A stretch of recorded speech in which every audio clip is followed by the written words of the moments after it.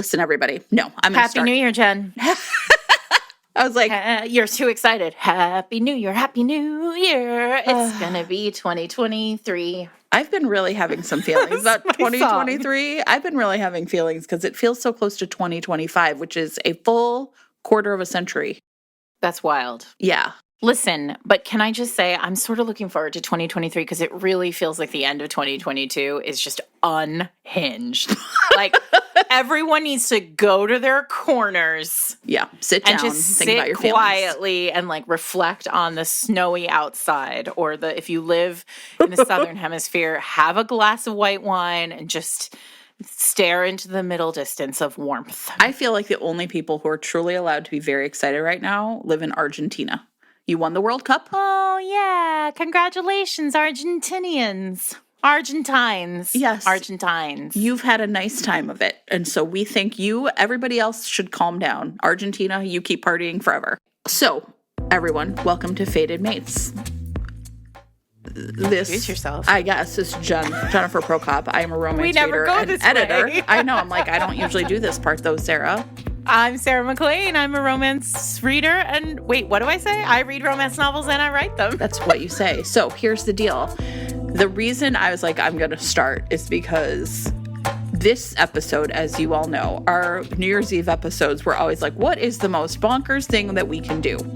Right? Like something just really where we're going to lean in hard to like our favorite things about romance. And so this year, Sarah, of course, is a writer, and so she's very good with words, everyone. And so she named this text thread of our two guests Omegaversity.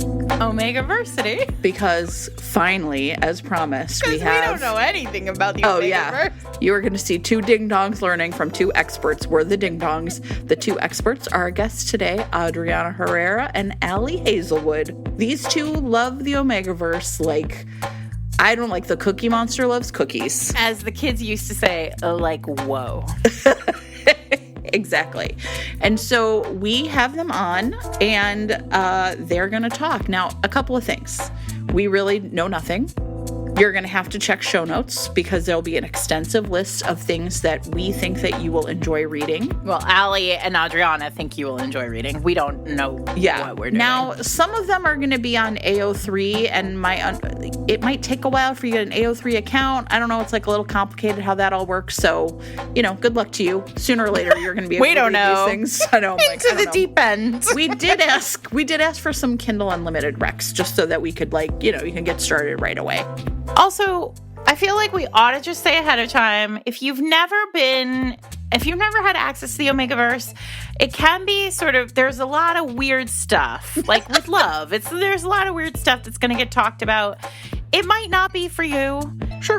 Also, maybe just be prepared for some content weirdness. There's a lot of gender essentialism happening in here, and some other stuff too.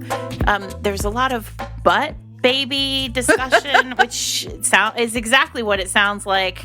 And so, if you don't think this is your vibe, it's a New Year's Eve episode, so it doesn't have to be. You're just going to giggle, though, because you will at least laugh at us being like, wait, excuse me? What's happening now? Yeah. So about 45 minutes of the way through, my computer just mysteriously shut down. I think it was too overwhelmed with the sheer amount of awesomeness that was coming through it. It was so much. It was so much. Even my Mac was like, do-do-do-do. Power down. So they kept going in a valiant effort because nothing will stop the Omegaversity. Once class is in session. Class was in session. That's right. I mean, I'm not sure you got the same kind of grade I got at the end. That's true. So. That's fine. So summa cum laude over here and whatever I was like, is over there with Spicoli in the back of the room. That's a real dated pop culture reference, everybody.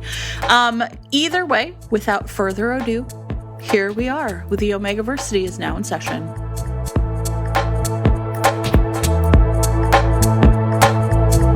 It's the New Year's Eve episode, which means Happy New Year! Yes, that's right. Drinking. Anything goes. But welcome, Allie Hazelwood and Adriana Herrera, two of our very favorites, to Fated Mates New Year's Eve. Thank you so much. As you all know, our New Year's Eve episodes tend to be the ones where we really feel we bring you only the best, most bananas. Headphones in from like 3 hours in advance, just in case, like an inoculation. I've only attended one, and it's a blur. I remember very little. So the reason we have these two beautiful people with us today is a little episode we are calling Omegaversity. Applause.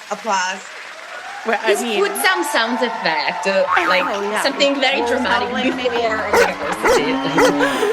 Well, it's a surprise, I think, probably for a lot of people, because when you have Hazelwood and Adriana Herrera on your podcast, talking about the Omegaverse probably isn't the first thing these two do.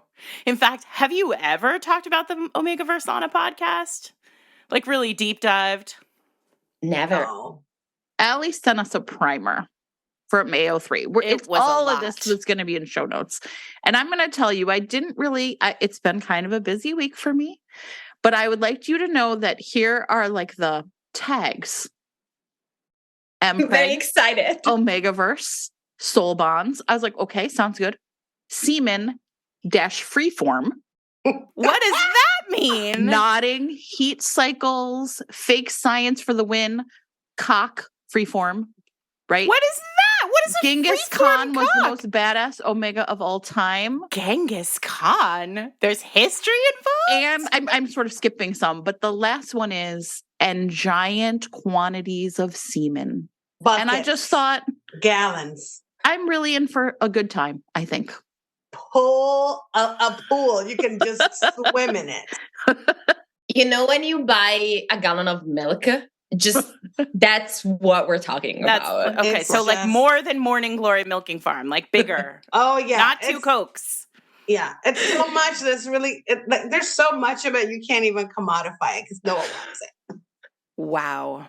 Well, all right. So what we should probably say going into this is that Jen and I are coming into this like little babies. We don't know anything. Yeah. At all. I mean, I know what MPreg stands for, and we'll get to it. But that's really freeform semen. That's where I don't. I mean, Omegaversity is the good, but I really feel like if it wasn't really inappropriate, it'd be like Omega Kindergarten. Like that's where I am. Yeah. I don't think Omega preschool. That feels like we'd be banned from somewhere. Yeah, exactly. So I think we're going to keep it Omegaversity, but everybody knows that we're. Listen, I'm just slightly concerned because for a long time we've talked about how like some books are 400 level. And now I'm like, but wait a second, what is Omegaverse? 4,000 level. Hear me out. It's its own thing. Yes. Hear me out, though. It really is a university because you will see, as we talk about Omegaverse, that you actually already know all the parts from other tropes and other books you've read. So you're basically taking stuff that you've studied in, kindergarten. Well, not kindergarten, but like romance kindergarten. For us, it was college. Yeah. And then, you're in university and you're putting together all these different little like kind of puzzle pieces. So you're ready for this. I like it. Okay. Well, Happy New Year, everyone. We hope you've poured yourself a cocktail. It's midnight. It's New Year's Eve. We're ready to go. And, would somebody please explain what the hell the Omegaverse is? I mean, I can start and then Allie can continue because this is my sense of the Omegaverse. For someone that really started reading it in the fandoms, like I came to Omegaverse through the fandoms, and then a lot of the authors who were writing in the fandoms then kind of ended up in like like there's a lot of the MM author world that like began in the fandoms, like thank you Supernatural, thank you J2 really kind of like did bring a lot of what we now know as MM / Omegaverse. But J2, you've already. Supernatural is the two brothers from Supernatural. Like there's like a whole kind of section of the fandoms that is dedicated to writing incestual fic about them. But that's not the point of my what I was going to say. But we're going to just elide that. But the idea is that because it felt so incestuous, a lot of people decided to just kind of ship the actors with each other. Oh, okay. And they were like, and because their names are Jared and Jensen, yes, Jensen Ackles, yes, their ship of the. I'm sorry, I am unfortunately sick, but the Omegaverse is healing me, and I will be healed by the end of this podcast. Amazing. So by the they call it J2 because of the two initials of Got it. Okay. Yeah. So I mean, one thing I'll say about, like, as Ali was mentioning, one thing about the Omegaverse is there's a lot of like elements and lore from paranormal that like is like recognizable in the Omegaverse for people who have been reading romance for a long time. I like to think about it as basically like werewolves, but like everybody's human. So a lot of like, there's an alpha, there's a beta, there's an omega, there's a pack. But so, okay, point of order. Maybes. Are they all men or male? No, there's Omegaverse that's MM, like the whole world's just men. And then there's Omegaverse where it's like the omegas are essentially like the women who have like the ability to like carry a child so that like the race can stay alive. One like of the big elements. But wait a second, isn't MPreg supposed to solve that problem? So you have to think of it two separate things. Omegaverse can be half women and Omegaverse can only have men. And the ones that only have men, the omegas have the babies. Well, because how else would they survive? The ass babies. Ass babies? Yes. I'm so glad someone brought it up and it wasn't me. I'm so glad that ass babies didn't come out of my mouth first. I would like to thank Adriana for her service. I mean, I did say to start drinking. Did I? I mean, I'm in. Okay. I just took a screenshot of this, and I just want you to know that, like, right now, look down at your podcast app, and that's how we look right now. I'm just like, oh, and Sarah's like, oh, and Adriana's gesticulating, and Ali is giggling, and that's going to be the whole episode. Okay, so ass babies, take it away, Ali. I also want to say that it really depends on the fandom, because there are also Omegaverse. Really, the world building is something that the author can decide on. I have written and read Omegaverse fan fictions in which you have alphas and omegas and betas. Basically, the betas are the humans. The alphas are the ones who do. I'm sorry, I'm really sorry to say this, but like do the breeding. No. They are the ones that have like the power, and then the omegas are the ones that do the bread, I guess. I don't know. Is that are bred and then have ass babies? have heats. Yeah, and they have well, that's when they get bred. But you can also have alpha women, and depending on the world that you build, the alpha women can be able to like get the male omegas pregnant. Cool. Or you can have a universe in which the alphas are always men and the omegas are always women, or it really depends. You can play around with it a lot. It's considered within the Omegaverse world kind of like designations that are not necessarily correlated with gender. So you can really have all sorts of combinations. Yes. It's up to you. Isn't that amazing? You can do whatever you want. Amazing. So wait, I have a question. Jen maybe has the same question. Can we where does it come from? Like, what's the history of Omegaverse? Okay. Wait, actually, that wasn't my question. Okay. Your question is more fundamental than that. I want to make a clarifying statement about the heat, because there's like a shorthand that I always give heats, and has anyone read the Black Dagger Brotherhood? The heat in Omegaverse is very similar to the kneading. Bella, like Bella's need. Desperate.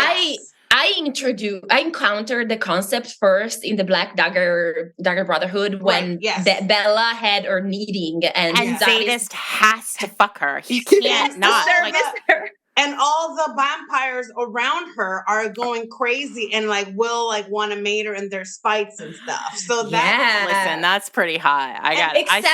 Except for Butch, who's human at that time, and he's just like hanging out with them. He kind of just wants to have sex with Butch. It's like a chubby. It's fine. Okay. Yeah. Jen, what was your question? I think we should answer. I think we should answer your question first. All right. Well, write yours down so you don't forget, because there's a lot here. There is also, a lot I just opened that document, and it also says something called Mantis Fuck Consent World. Sure. And I don't know what that is. Maybe let me say this. Maybe I do want to start with mine, which is because I think there's all these, it seems like there's a lot of particulars. There's a lot of rules about the world and how it works. I think my question is, you two love it. Why do you love it? Tell me first why you love it, right? Does that make sense? Yeah. And Sarah, I get your point. But I'm just like, why do you love it? Because I think I got a little overwhelmed. I looked at this thing of Allie's and I kind of drifted away immediately. And I was like, I don't get it. Right. So tell me why you love it first, because then I feel like I'll get it. I have an answer, but you go first, Allie. Okay. So the reason I love it is that it's fated mates. So these two people who meet each other and they're desperately to be together. Of course, there are adversities in the meantime because they can't be together at the beginning, but with more sex.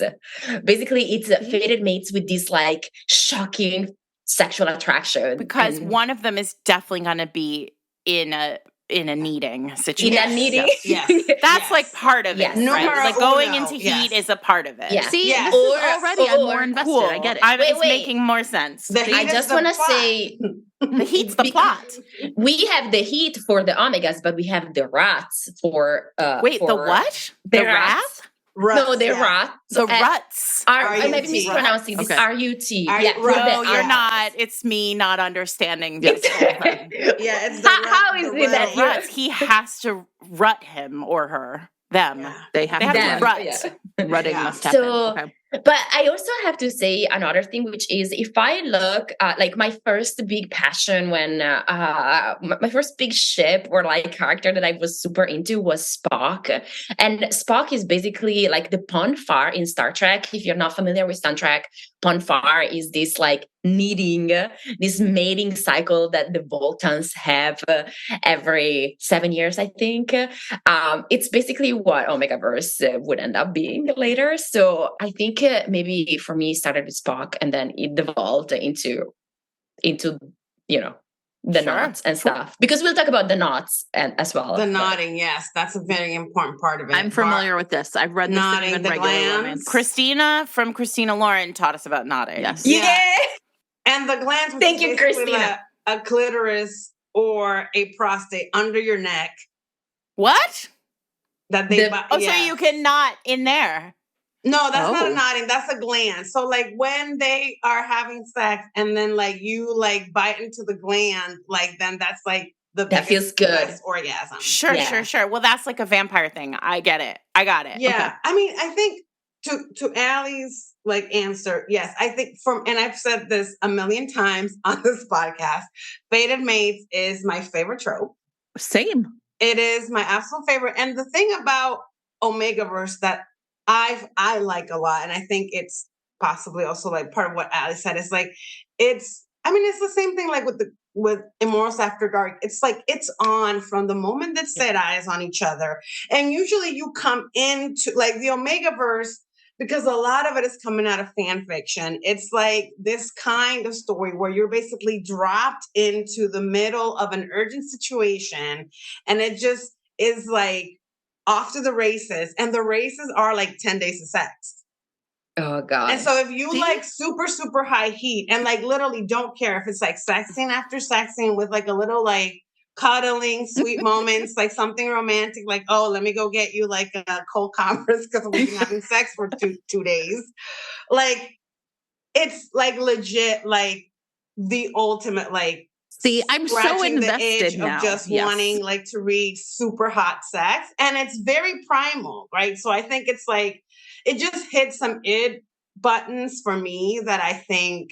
I mean, you have to suspend a lot. I like to read MPreg, MM more, just because sometimes it's hard for me with like with women and the world, like the Omega, sometimes in those worlds, they have there's no agency, and like the power dynamics really bother me. But if it's all dudes, like I can roll with it. So interesting. Okay. The primer that Ali says the Omegaverse is a Gordian knot of consent issues. I feel like that's a really nice way to put it. Go, Ali. Yeah. It's such a problematic trope. Like, as in, if you really like go there and sit down and critique it, there are so many ways to critique it.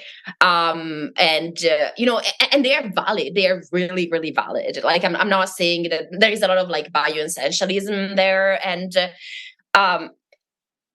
consent, not all Omegaverse stories have the consent, because you are like the trope, what we call it in the Star Trek fandom, the trope is like fuck or die. I don't know if it translates to other fandoms as well. Sure.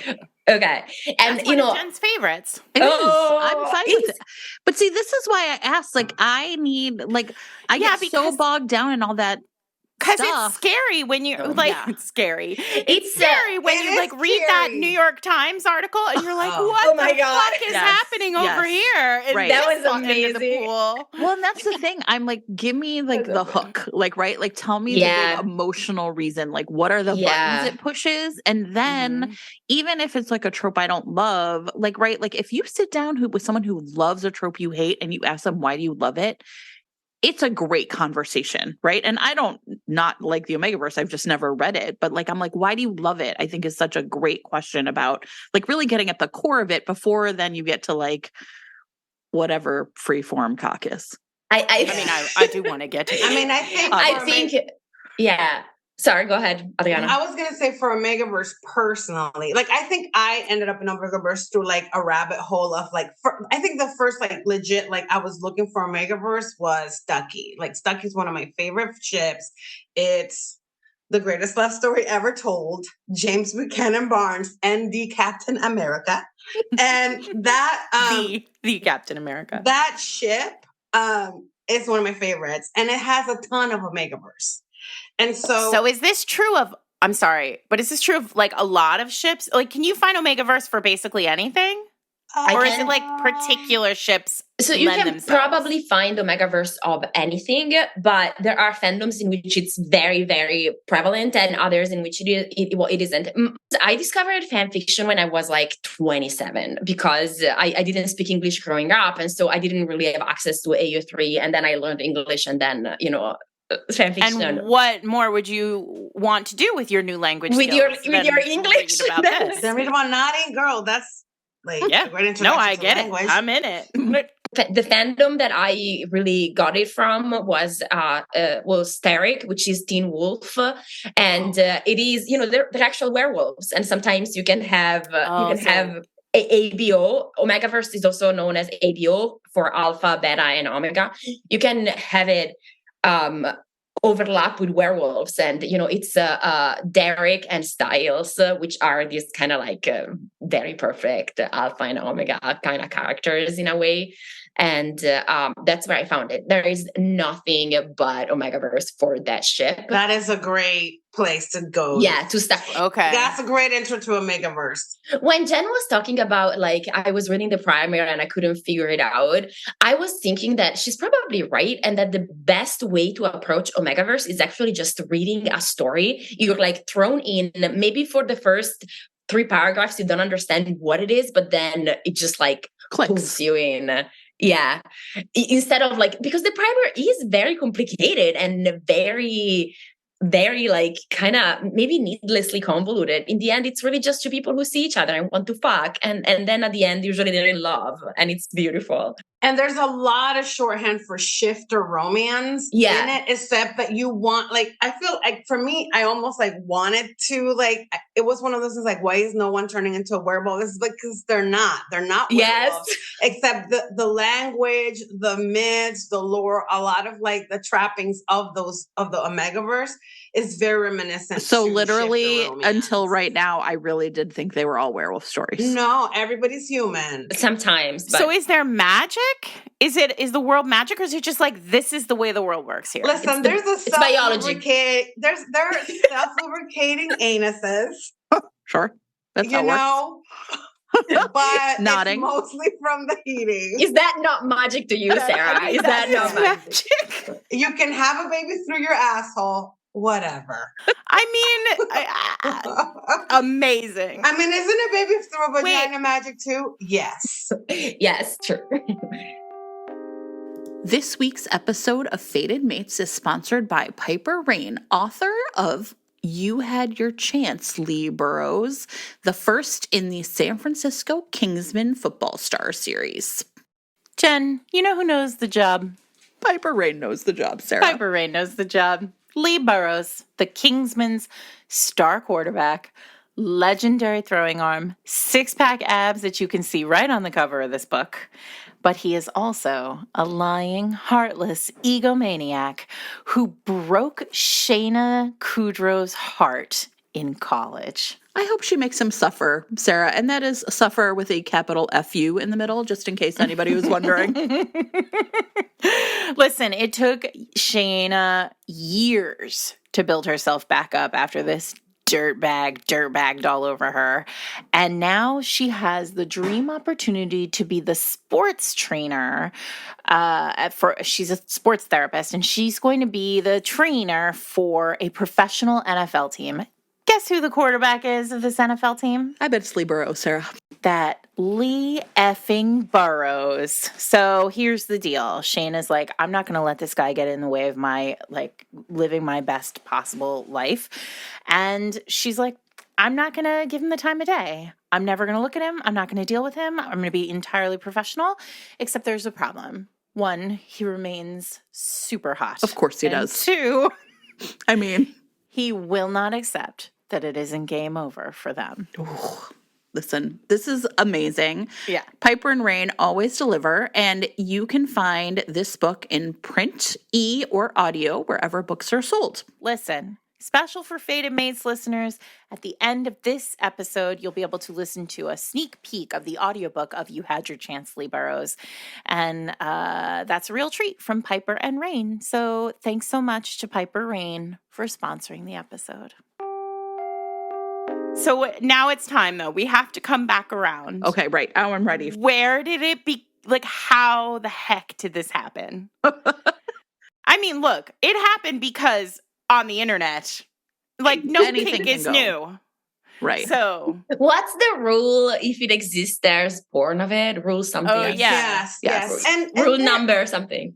I've been reading MPreg, fantasy MPreg, for 12 years, 12, 13 years. Yeah. I remember reading fantasy where the prince, it was MM and the prince could have babies. So it's something that I think has come from fanfic. Well, and we know from something else that we did, some other episode that we did, we know that breeding kink is not it's not special to women. This is a very common kink across the board. Mm-hmm. It's super gay. Yeah. I'm fascinated by it because I have had a baby and there's nothing sexy about it.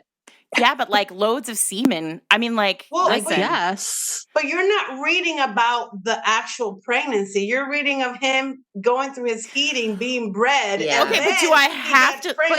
But then when the baby comes shooting out their ass. Listen, the ass babies come up, but I've never read an ass baby being born. See? It's not labor. I needed to know. Okay, got it. I have never read about it. That's not hot. Okay. I'm not interested. Yeah. I would like to say that I once read Chris Pine, Carl Urban, Omegaverse fanfiction with MPreg. It was Carl Urban who got pregnant, and his ass baby. Of course it was. Chris Pine is. I do intuitively understand it at that level. Great. I love everything about this. That's the only. We get it. Okay, but Adriana, I'm gonna have to send you that link because the baby came out. I don't know if the author was like. I don't. Oh yeah, no, of course. Also, to all of you, I will send all of you that link. The reading list. Author decided that they didn't want to have an ass baby, and what they did was basically on the side of the body, a hole created, and the baby came out from there. And there was a whole scene of that. An ass C-section, but from the ribs or something from the ribs. Yeah, at least it's not a dick baby. Oh my God, that would be so imagine? painful. Can you imagine? A urethra, baby. All of it's painful. This could be your addition to the Omegaverse. Sure, a little off ramp. It's even got a little off ramp. And I think, like with the primer, I think the primer is good because you get all the elements. But frankly, quite honestly, pretty much anything goes in Omegaverse. Like I don't think we can stress enough. Like you literally make it up as you go. Like I am thinking now, why can't I write an FF Omegaverse? Like like have like semen come out of artificial intelligence and like we don't need men at all. Well, squirting exists, Adriana. Exactly. Like why not? Sure. Like, I mean, literally, there are no rules other than heating. I have read, and I would find it. That's it. They have to heat. It's pretty important. And do they have to live happily ever after? Is that also a rule in here? Yes. Or is it sometimes tragic? I don't read tragic endings. Fan fiction usually has a happy ending. That's like the whole point, right? If you write a fan fiction without a happy ending and you don't tag it, I can guarantee you that the fandom is going to come for you. Yes. Like I have seen it happen. It's gonna be like no one is gonna trust you ever again, and it's gonna read your stuff ever again. You can abandon a fic and never finish it, but if you actually give them actively a sad ending, it's like insurgents. Fandom is going to. You can just filter out anything that's not finished, and they need to tag it if it's not happy ending. Yeah. Okay.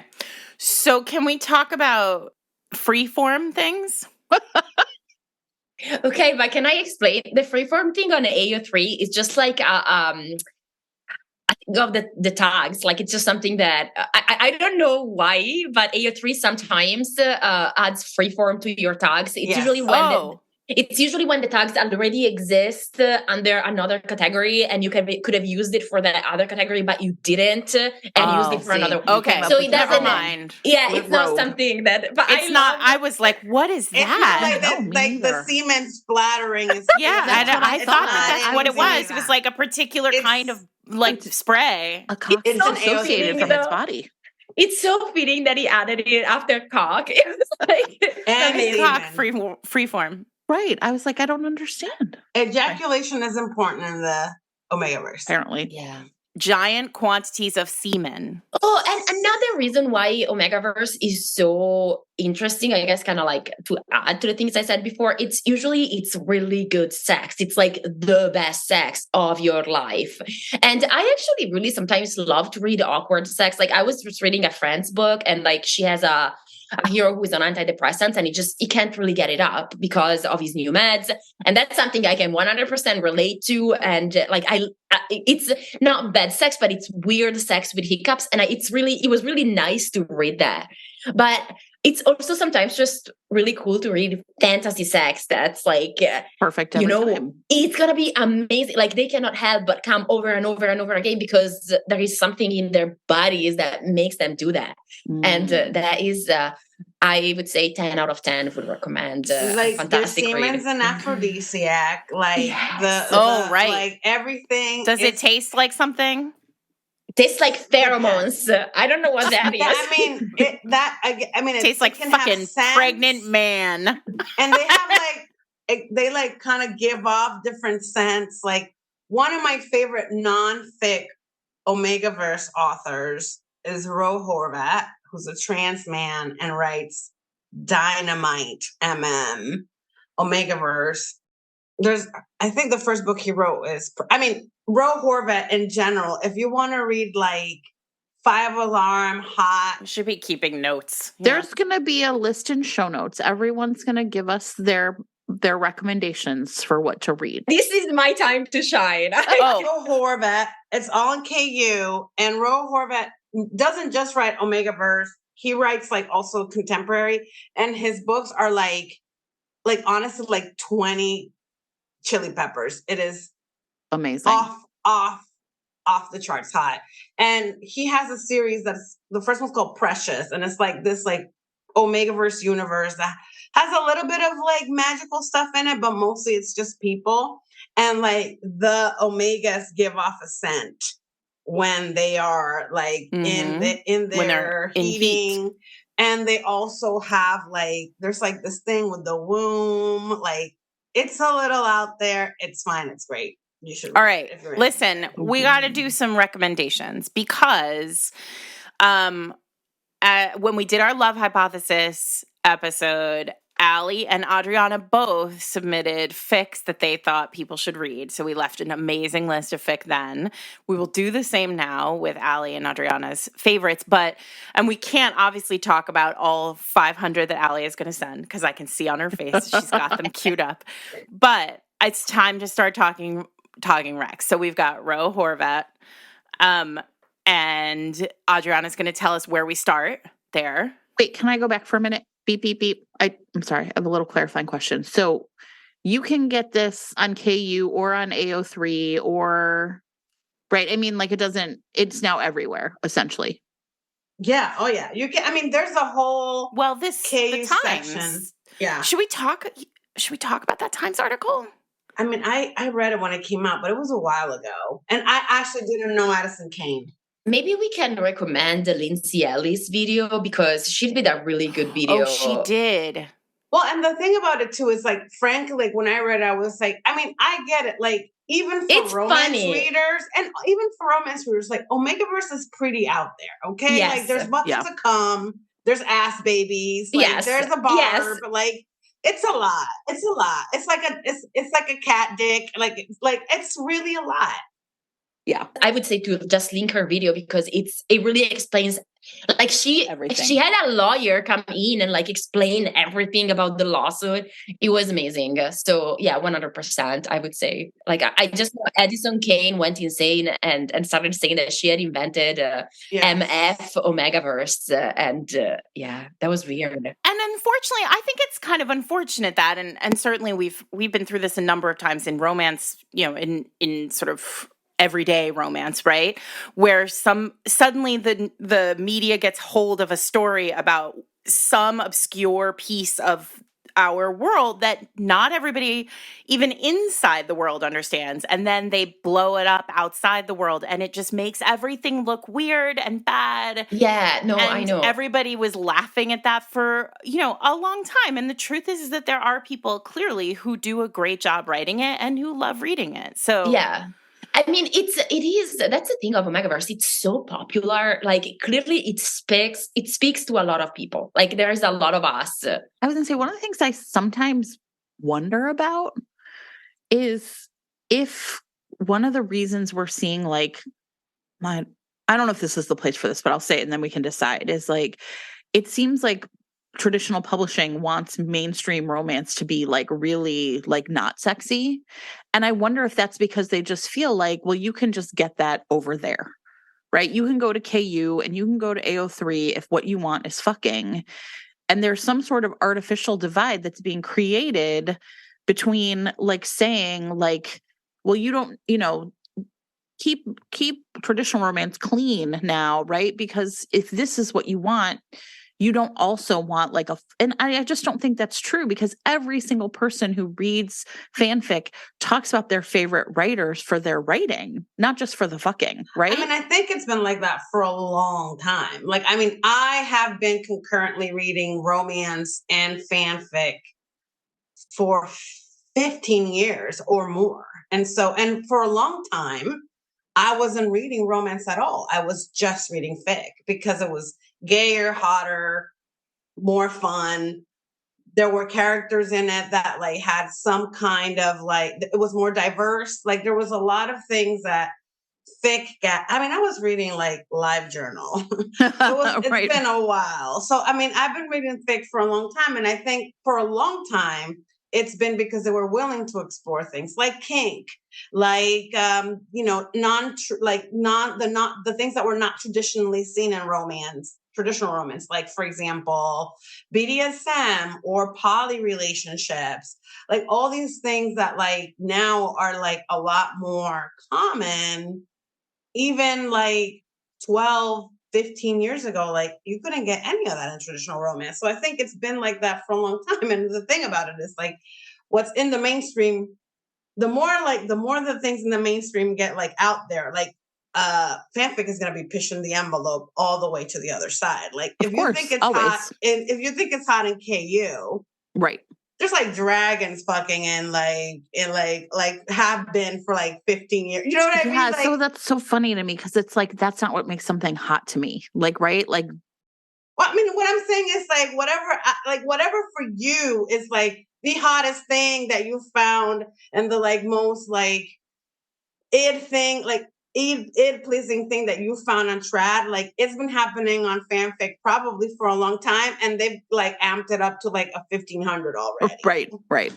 I think I had the same impression as you. Like it seemed to me like I was reading. I started reading fanfiction in 2015, I think, when I was in grad school. 16 maybe, and up until then I had been reading romance novels, and I remember and then I went back to romance novels in 2020, so I had like about 4 years, and I remember picking up all these like trad books and were like, I was like, where there was sex in traditionally published books before, like where did it go?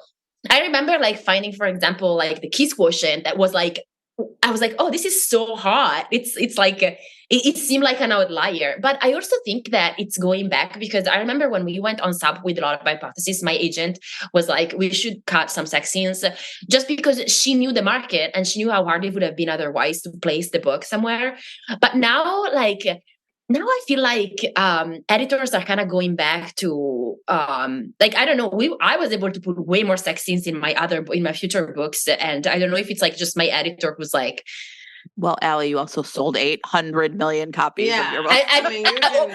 Maybe my editor is like, you know what, like I can't handle you anymore. Just do whatever you want. No, but I do think that editors are much more forgiving than agents are in a lot of ways. Like agents just want to sell the book. But and I am super grateful to my agent because I think my agent probably would have been right at the time. Like I was on sub in 2020 and like the books that were selling at the time didn't have a whole lot of sex in them. So I think she did it like with the market in mind. Like I think my agent is a genius. I'm just always really fascinated by it because there is stuff that is so hot, that is so accessible. And it's like really interesting to me to like kind of figure out like where do people think, do they think they're different pools?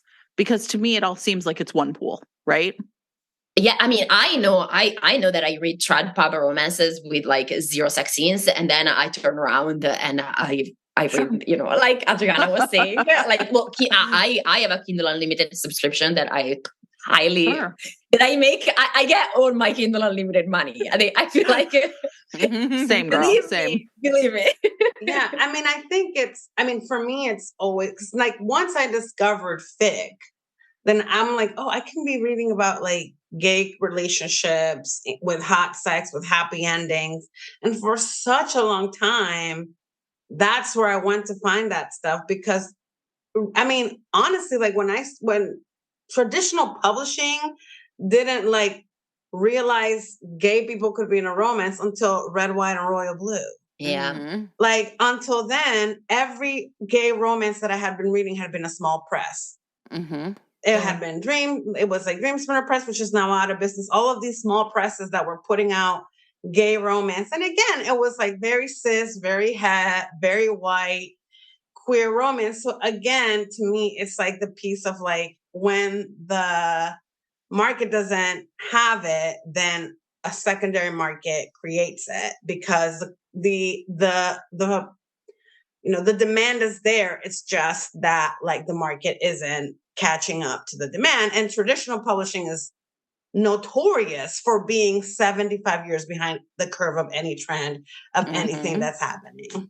Yeah. And I mean, they're left out with TikTok in the last couple of years, but otherwise they're like, oh, I guess BDSM, like 50 Shades of Grey. And it's like 8 years later.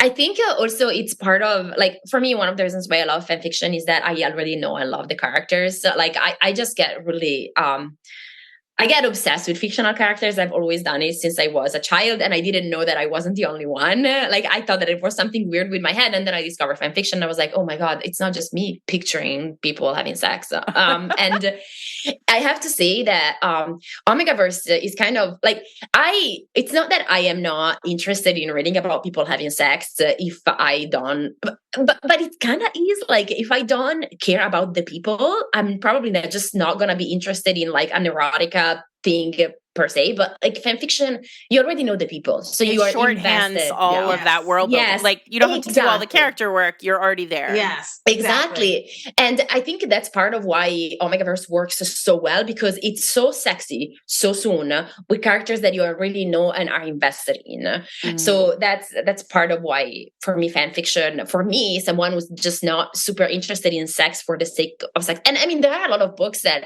have had sex scenes in the first chapter and still have, like, I don't know, Passion by Lisa Valdez. Lisa Valdez. Oh my God. That's basic. Well, talk about. I am still waiting. Okay. I am waiting for the talk about a freeform cock. Yeah, seriously. I talk about womb piercing. Yeah, no kidding. Listen, that's its own. If only, like, it feels like Omegaverse could learn a thing from Lisa Valdez. But that is basically Omegaverse. Like, she has the magic vagina for his magic cock. Right? Like, it's really like it's the pocket. Really the pocket. It literally like stretches to like a degree that no other human vagina can. And I mean, I'll say this also for Omegaverse, which I think it's really different from other sections of fandom.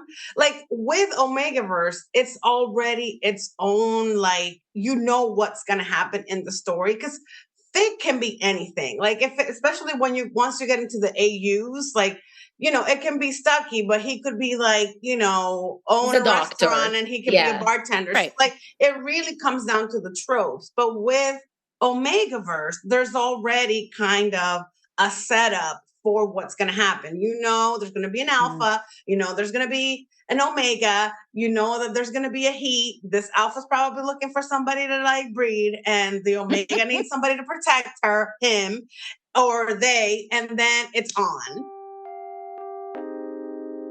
This week's episode of Fated Mates is sponsored by Alexandra Harvey, author of the Cinderella Society series. So we've talked about all three of these books, which are now all officially available to read right now. The first is How to Marry an Earl, and then How to Marry a Duke, and then How to Marry a Viscount. So it's all covered that's it. You don't need any other books. Sorry, barons. You lose. Marquises are out. How to Marry an Earl is Persephone and Connell. Connell is a war hero. Persephone is the goddaughter of a duke. And before, they knew each other before the war, and he was quiet and unassuming, and they were friends. And now he's back, and he's a super rake, and she's super into him. How to Marry a Duke is Meg and Dougal, which is a little bit Marriage of Convenience and a little bit Pygmalion. He inherits a dukedom and needs somebody to help him, like, you know, understand how to do this business. And Meg is just the person for him. And then How to Marry a Viscount is Tamsin and Henry, which is a little bit unrequited love, but of course it's really requited love. They've known each other forever. He's been watching her from afar. He's also a war hero and truly believes that he is not good enough for her, which, as you know, Jen, probably isn't. Of course. Yeah, he's definitely not, but he's going to have to work for it. Obviously. So listen, everybody, the Cinderella Society series is available in KU, print, and audio. So you can go ahead and binge these any old time you would want. You can find out more about the Cinderella Society series by following Alexandra at her website, alexandraharvey.com. That's Alexandra with a Y, or on Instagram at Alexandra Harvey Books. Thank you to Alexandra for sponsoring this week's episode. So I have a question about breeding now that we're back. You guys did a lot of really smart, thoughtful, insightful analysis, and I stayed quiet because I would like to go back to breeding. Can we talk? So we explained breeding, or we explained the heat, but we did not get to the rutting. And so I want to know, does the heat inspire the rut, or the other way around, or is it fated mates and they just happen to happen at the same time? Okay, so sometimes it's one of those things where the world building is so amazingly flexible. You can do whatever you want, but sometimes it's an omega is in heat, and for that reason, the alpha kind of like rises to the task. That is kind of a pun that I am very proud man. Well done. Yes, exactly. And they, he has his own rat, and the rat basically is what allows him to like go on and like just for fuck days, and fuck 4 and to fuck. 5 days. Yes, gallons they don't need to of drink. Semen. It's truly they don't need to drink. And they don't. I mean, there's a lot of releasing. You don't get liquid. dehydrated. There's a gallon of fluid just in there. Okay, but there's a lot of caretaking that happens. Which yes. I also think it's another. To whom? I hope it's the person who has the ass baby. The feeding, like usually the alpha will feed the omega like from his hand. Usually there are specific like heat foods that are important to the world building. Like sometimes it's fruits, sometimes it's nuts. It really depends on what the author. It's really it better be nuts. It's chamomile baths to soothe the soreness. Yes. Like there's a lot of pleasure points that are my pleasure points in these books. Like there's a lot. It's like the aftercare of BDSM. Yes. No, I totally agree. So there's one of my favorite fics of Omegaverse. It's called Can't Stop What Turns Me On. Audrey fic. It's Raylo. And she's amazing. Can't stop what turns me on. Yes, can't stop what turns me on. Oh, I think it's can't turn off what turns me on. Yeah, because I think that's clever. Yes. She's amazing. It's really good. And I've read it many times. And it's what I love about it. It's like there's this app where like omegas in heat can find an alpha willing to like get them through their heat because it's very expensive to suppress the heat. And there's a lot of what's genius about it is the reason why I can't read a lot of MF Omegaverse is because the consent issues are so pervasive and can become hard for me. But in this one, it's addressed from the get-go because they do they make up all the rules. He asks for what he can, what he can't do. He comes prepared. He gets a room, and everything is set up by him for her to feel comfortable. And so, like, it's one of those that like addresses like the consent issues, and then they get to the room, baby, and it's on.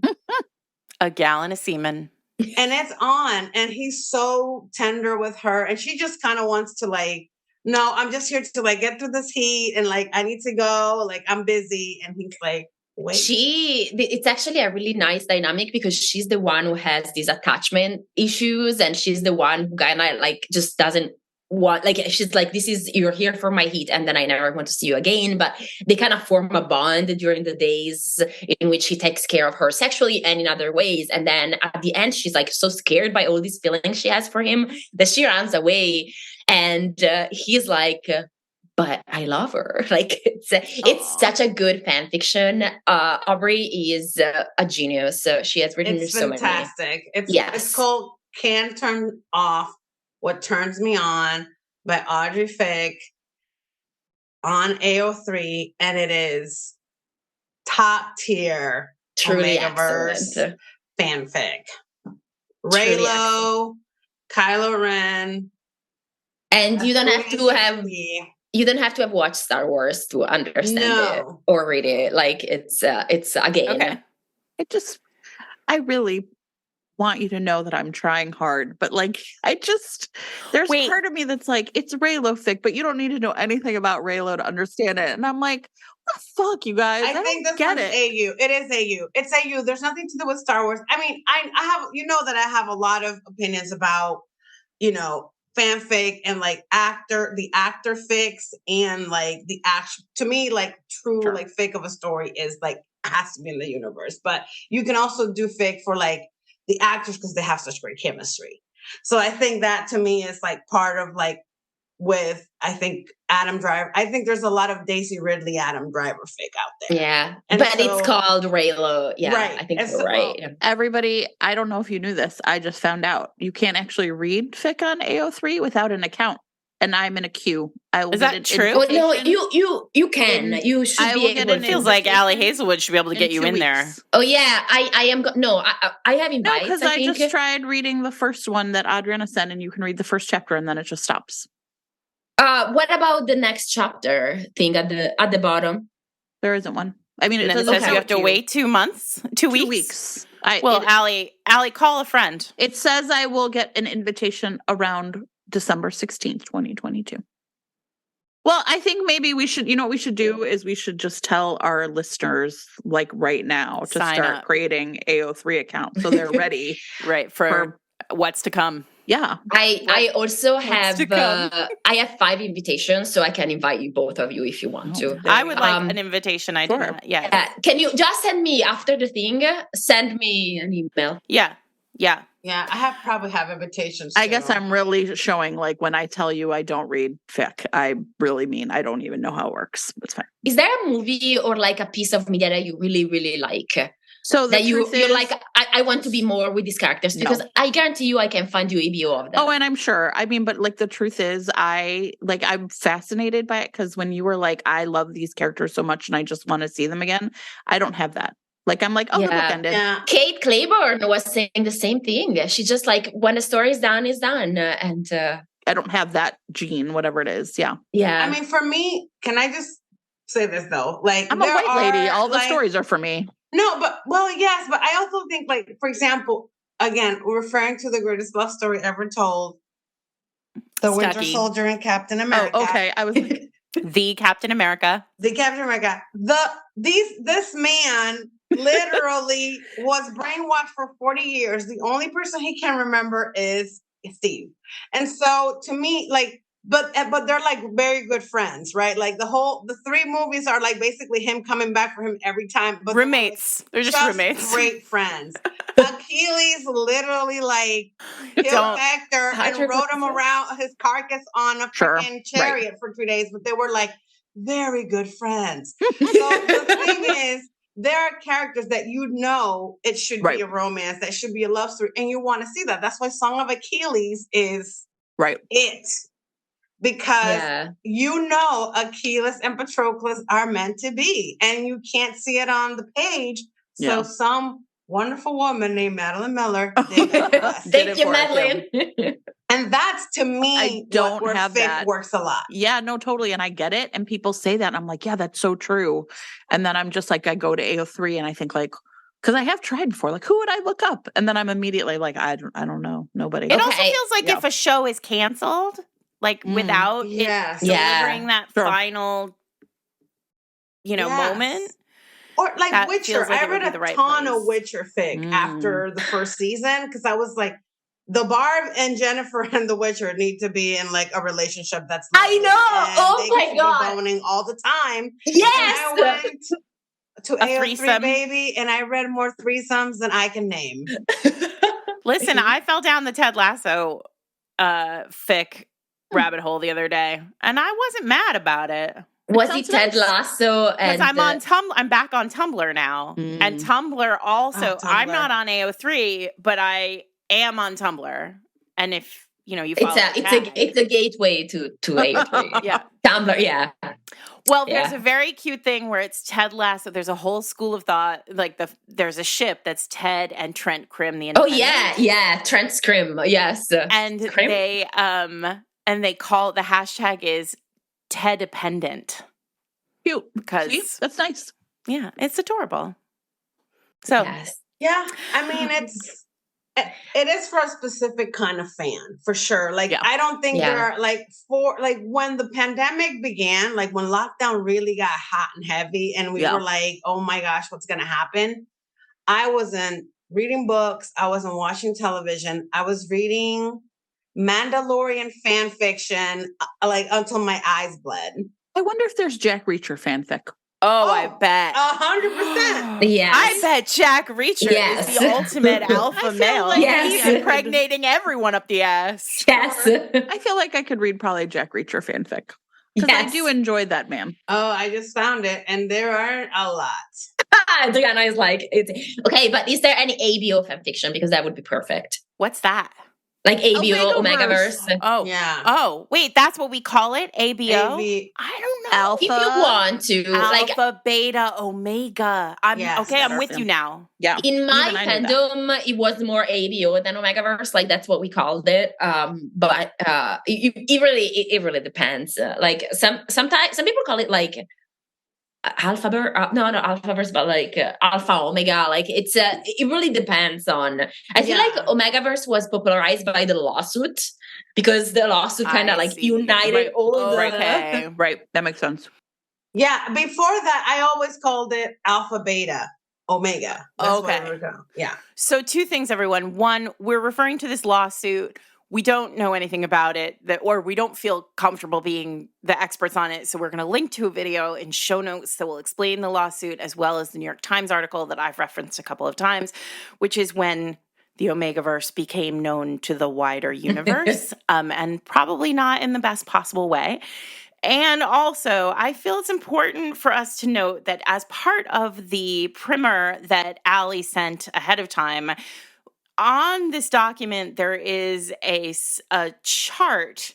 I'm fascinated by this chart. 36 options for impregnation. It's like rolling dice. Omegaverse fic. I'm sorry, that was really specific. Yes, if you roll 2 dice, there's 36 outcomes, everybody. So those people who can and cannot be impregnated, and by whom. And I think this is useful. It's a useful tool. I agree. Because now I feel like I know what I'd like. Also, I feel like this is one of those situations where if you were really going to, blow the doors off of the subgenre, Adriana, you just pick one of these no boxes. And make it happen. Make it happen. Or even a maybe. I'm thinking maybe is where I want to be. Yeah. But I don't like pregnancy stories, so I'm kind of like, does that mean the Omegaverse secret babies? I don't think. Tell me, is the baby coming? Is the baby? The babies are not a part of the story. I was going to say. Yeah, I cannot read books with pregnant people in it of any gender. So what happens? So the kneading happens, the heat happens. They get rutted for 4 to 5 days. Sometimes lots and lots of semen. They take showers. They eat nuts, and then they're pregnant. Yeah. Or not. Oh, so they don't have to get pregnant. That's not a rule. That's like an optional thing. Okay. So you don't want them to get pregnant, because usually in most fan fiction, when the Omega gets pregnant, the heat gets cut short because like in the moment, like instantaneously? Yeah, go for it. Yeah, because it's the end of the pheromones. So they don't need to be bred anymore. But not always, but often. So you don't want them to get pregnant anytime soon. Like you want them to have a couple of heats in which there is no pregnancy. Okay. Have some fun. Have a good time. A lot of the Omegaverse that I've read is usually the first heat. And I need to stress this. It's the first heat. And typically the rule of the world is that in the first heat, you don't get pregnant. But the issue is that if you are the odds? If you are not bred in your heat, it is very painful. Yes. Sometimes you can use toys. It is not the same. Wait, so it's not self-lubricating if you're not heating in heat. No. I mean, you need the cock. Like you need the freeform cock. I'm sorry. You mean if you are I got it. Yeah, you need like some people get through some Omegas try to get through their heat alone. I get it. You can't lock yourself in a hotel room. You could try, but it's gonna be miserable. Like you need and the then cock. Are they gonna come like a horde? You have to be isolated, because if they smell you, then they'll try to rape the building. I don't like that part, but that in that one Black Dagger Brotherhood book where that happens, that was hot. Where they're all just losing their minds. That's what it is. Yeah, it's a need. Except I think. I understand it now. All right, we want one of those. Could we have a recommendation for one of those? But the one I just told you. I guarantee you that J.R. Ward likes Omegaverse because she introduced the knitting, and then later on with the Sympath character that I want to say he was revenge, but that's my favorite one. That's my favorite. That's my favorite one of the series. The one who ends up with Elena the nurse. He's right? the pimp. He's the pimp. So hot. Yes. And so he has a barb. He has a barb, right? Mm-hmm. Like that's what I'm saying. That's what I'm thing. J.R. Ward, she is one of us. And I wouldn't be surprised if some of like the fic, because there's a lot of Black Brotherhood. Oh, I'm sure. Of course. Fic. A lot of the first fic that I read was actually Black Dagger Brotherhood because Blay and Quinn, one of the most iconic gay couples of the romance world. Yes. For a long, like it was like 7 books before they got together. Before she did it, yeah. So there were there was a lot of fic. And then she said they weren't gonna get together, but then they did. There was a whole thing. So I can totally see people writing a lot of fic about that. Yeah. That's really gonna have to be another episode if you're gonna have me talk about Black Dagger Brotherhood. Like that's I'm ready. But there's a lot of, so I honestly feel like some of those like pieces of like the Black Dagger Brotherhood universe, like the Nodding, Revenge's Barb, all that stuff is really, really kind of like infused into. Yes. Well, if we're going to talk about Nodding though, I feel like primordial romance Nodding, I feel like we can't do this without talking about Christine Fian. We need to just say Christine Fian's name out loud because Christine might be the first time this is not the same, but she might be the first time I ever read a romance novel where the hero fucks the heroine as the animal he shifts into. And he's like a panther and they fuck and he like barbs into her. Okay. I'm sorry. I have read a lot of which book was that? Because I have read a lot of Christine Fian, but I have missed that one, and that is not a good thing. Like I need to read it. No, it's not a good thing that I have missed. Thank you. I need to know because I need to read that book right now. Young Sarah stumbled upon into that and was like, it's in the Leopard series. Isn't it? It has to be. Yeah. It can't be is it the one, that's not the one in which she comes on her face, right? That's that was the first one, right? I don't which I love that by much the way. attention to where semen goes unless I'm reading the Love Hypothesis. That is one of your faults. Fantastic scene that I had. Like, I don't do balls and I don't do semen. Sarah McLean. It's true. Unless I'm reading the Love Hypothesis and then I'm like, Jennifer. I know. She did. She was like, well, I just, I was quite surpized. Nobody had told me. Okay. I'm sorry. But I just want to say, so the knot, it's this at the base of the base, the knot is at the base of the dick. And it like, it expands. It blows up. Yeah. Yes. Right. And then it locks in. So that, and the biological evolutionary advantage in this like pseudoscience of the Omegaverse is that it keeps the semen the gallons of semen inside, and it facilitates pregnancy. That is. And then how long are they connected? It depends, but like usually it's a half an hour, 10 minutes. And then during that time, they have to love each other. And sometimes they can orgasm again. Yeah. Oh, like 5 times. They're locked in. Yeah. Well, they have to. There's so much up in there. Yeah. And then there's also the gland. We should definitely address the gland because I think we didn't explain it right before. No, so you're the gland is basically like, how like in Shifter romance, they bite the neck and then that's like the mating bite. Yes. And there's a mark. Yes. And so for the Omegaverse, there is also like a gland and it can be like, I always think about it as like a prostate under your neck or a clitoris under your neck. I had never thought about it like that. And when you said it earlier, I was like, this is the best explanation. Because it's a hyper erogenous zone. And when it's bitten, then like it really like unlocks like even like more pleasure. That's the thing about Omegaverse. It's like you're leveling up in a video game. But if anybody bites it, or does your mate have to bite it? It depends on the world building. But also I have to say that it's like Omegaverse can be fated mates as in this specific person was meant to find this specific person, but it can also be like this alpha was meant to find an omega and he finds this omega and then they are together. So it's the concept of true mate, I would say, can be very flexible. Yes, exactly. Yes. Yeah. I have to say, I have read fan fictions in which like people have several glands, like they have 2 glands on the neck or 1 gland on the neck. But the gland is always there. There's always some gland because that's where the alpha bites into to seal the mating deal. Sometimes you also have to have a bite from the omega to the alpha to kind of like reciprocate. Sometimes there is one mating gland and other glands that are just kind of like, I don't know, condiment glands. Have you read the fic where it's a Raylo where he's like a football player and she's like works for the football team and then they end up she goes into heat?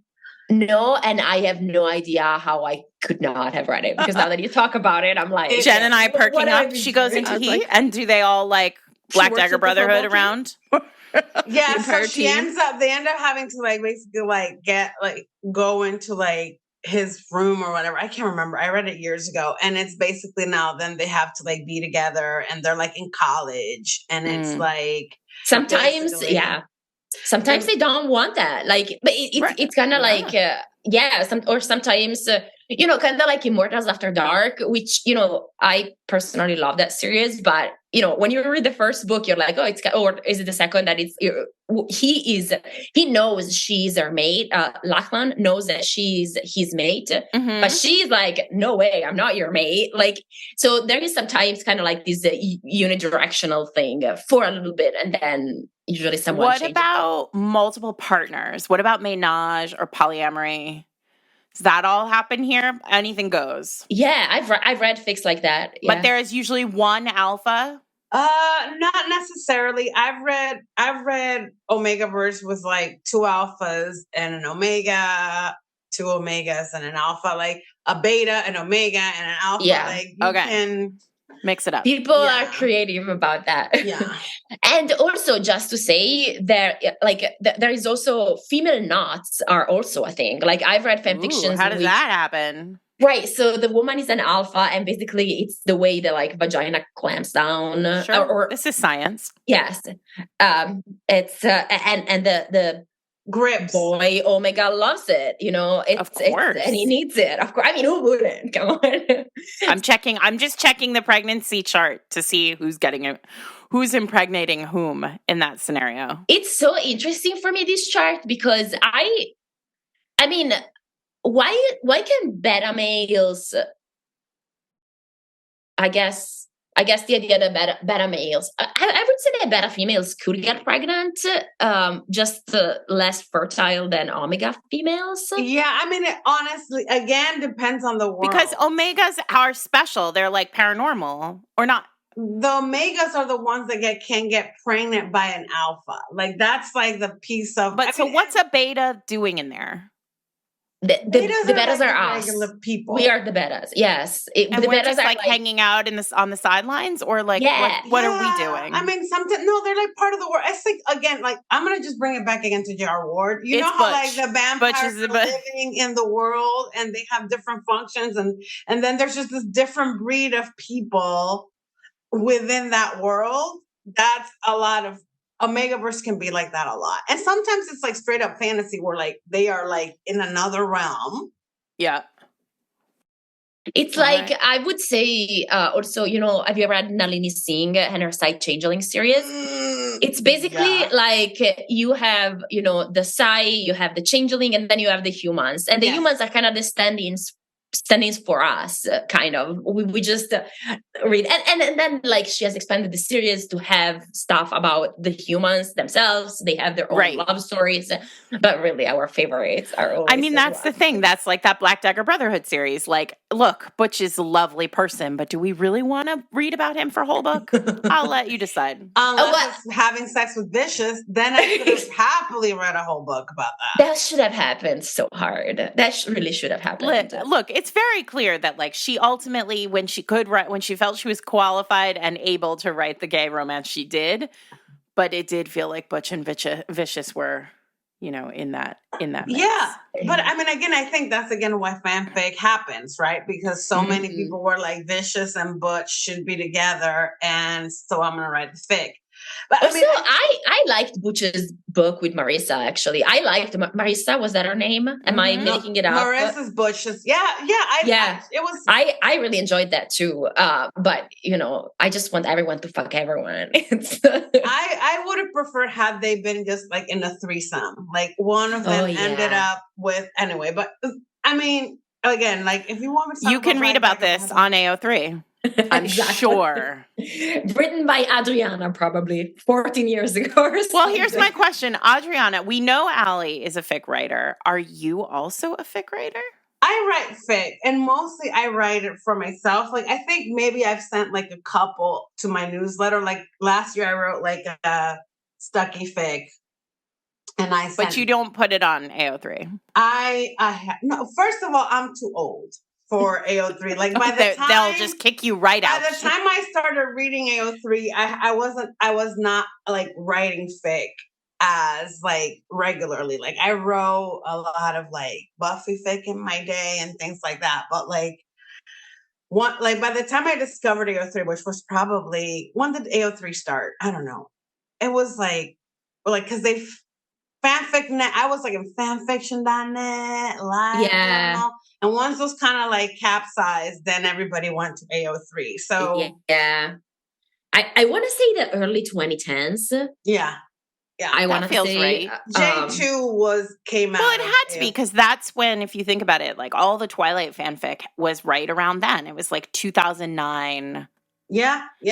Like Merlin, Harry Potter fic. Oh, and Harry Potter fic like predated that. All that Cassandra Clare and the Holly Black, all of them were on the fic boards for Harry Potter. Yeah. So now the big, tell us, so what are the big ones now? There's Raylo, which feels like the biggest. Stucky is still pretty big. Everything Marvel is very big, and there is a lot of DCU stuff as well. It really depends. There are media that are relatively small. Like I said, for example, Teen Wolf. I don't think the show in itself was ever hugely successful. But really, but the fic was huge. Game of Thrones, there was a lot of fic. I recently watched, I don't know if you guys have seen House of the Dragon, but I have to say that I watched it and I found my ship instantly, found my highly problematic ship, I think you were not the only one who found that problematic shit. Yeah. The second that I was like 10 seconds into the show, I was like, oh, fuck. And here we go again. There is already a ton of fan fiction about that. Yeah. I honestly, I think there isn't, I don't know what is biggest. Definitely there is more MM fic than MF fic in general. But again, yeah. I mean, honestly, anything that you can. I mean, I think probably the bigger the show, the bigger the fic. Like, I mean, Game of Thrones. Witcher. Well, remember when we were obsessed, I continued to be obsessed with Miss Scarlet and the Duke, and there was like none. No. I mean, I think it's too small. It's PBS. It's too small, but Peaky Blinders has a ton of fic. I've read a lot. So much. Like Cillian Murphy and Tom Hardy. Yes. Tom Hardy, Solomon. Let me tell you. Listen, there's a lot out there. Some of it is great. All right, let's do some recommendations. So we did. I want to appreciate that your time, and I know, Allie, that you're not feeling well. But this is literally like it's reviving me. Yes, I am healed. Could you Allie, recommend one or two of your the ones that you would immediately recommend to a baby, to somebody who's never done this before? Okay, can you actually start with Adriana, because I forgot to bring my recommendations, but I have my bookmarks on AO3, so don't worry about that. Yeah, I have my bookmarks up. So I would recommend Can't Turn Off What Turns Me On by Audrey Fick, which is just honestly probably my favorite MF Omegaverse. Like I said, Ro Horvat, if you like MM, they have the best to me like book form, not a like fic. Precious is the first one. It's great. And probably like Giselle Slash is the name of the fic author. She has really great Stucky. Giselle Slash? Yes. She has really, really great Stucky, Omegaverse. There's a lot. Honestly, I mean, truly, you just really need to go into like AO3 and say Omegaverse. And then your ship. Like, yes, like Bucky, Steve, and you're good to go. So what we'll do is I'm taking notes on everybody's recommendations, and then I'll just text you guys after, and you can send me links to the ones that we should post in show notes. But so everyone, we will post all of these in show notes. You don't have to be like taking furious notes, but Allie's going to give us some of hers now. She looks ready. She looks...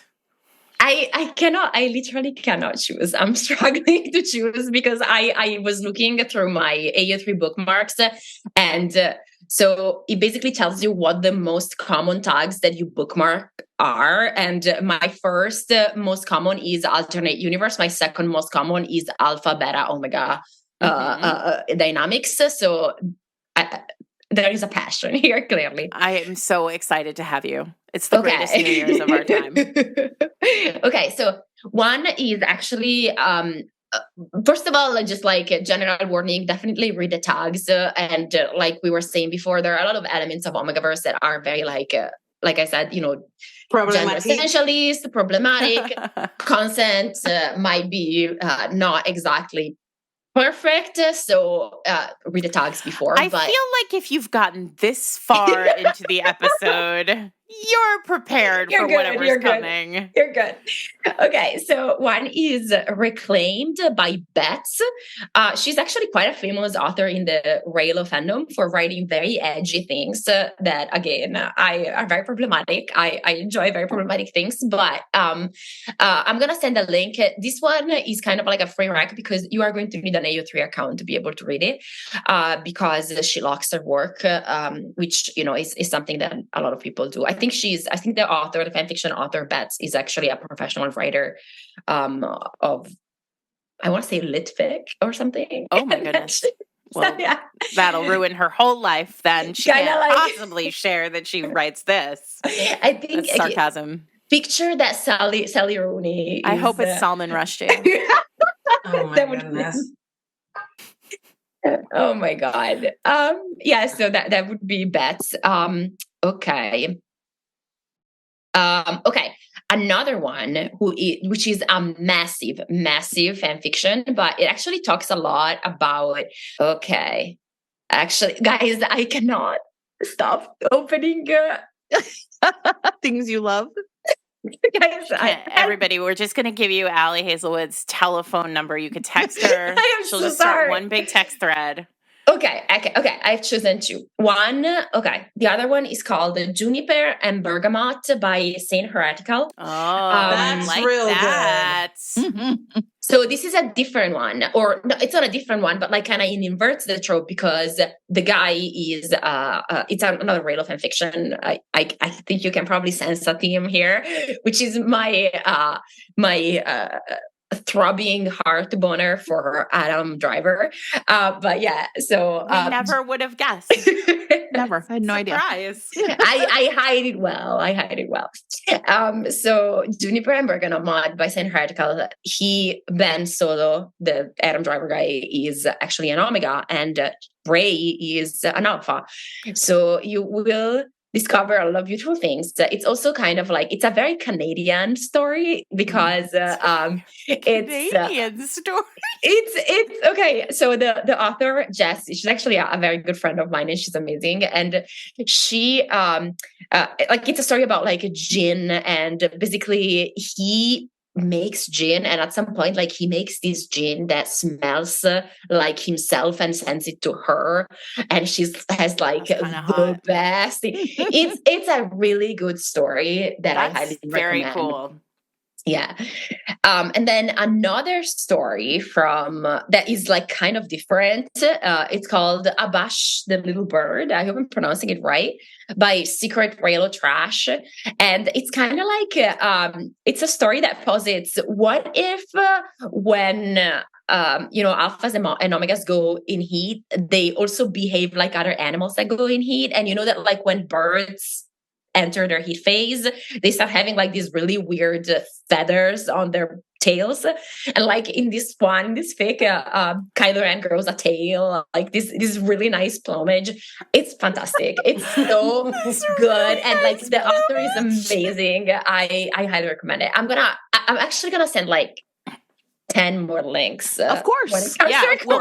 We'll take whatever you want. Adriana, you too. And we'll put everything in show notes. So those are the ones that we're recommending this way, but don't forget to check show notes because there will be lots more from these so many incredible experts. I'll share a couple of like little one shots, like short ones, because I think it's a good way to like get a sense of Omegaverse without having to read the whole story. It's like, 5,000, 6,000 words. Yeah. I'll add some steric ones, like the Teen Wolf one, which are MM. What about some ones that are also on KU? Because I know a lot of our romance readers would like write, like even with like the links and stuff, sometimes AO3 can be a little overwhelming. So So we have Ro Horvat. The Ro Horvat. There's another one that I have heard good things about, but I have not read it personally. But people who read like what I like have recommended. It's called Pack Darling. Okay. And I think the author is Lola Snow. And it's on KU and it's MF. I started reading it like last night, but I haven't gotten too far into it. And it's like college age. What are you preparing yourself? Pack. Wow. Did you say mafia? I mean, they're like mafiosi. Like, oh my God, I love it. And she's like, she's just in college, upending and she's the whole thing. She's an Omega, and I love it. So that one's called Pack Darling, and it's also on KU. Another Omegaverse MM that is very popular. A couple of her books is Lita Blake. Has a few series that are Omegaverse. And Lita Blake has been around for a long time and writing MM for a long time. And she has a few ones, But also J.R. Ward, highly recommend. We have agreed that she is our girl. Somebody, if you know J.R. Ward's AO3 name. The AOJ. We won't tell anyone, but it'll be listed forth. You know what's so funny?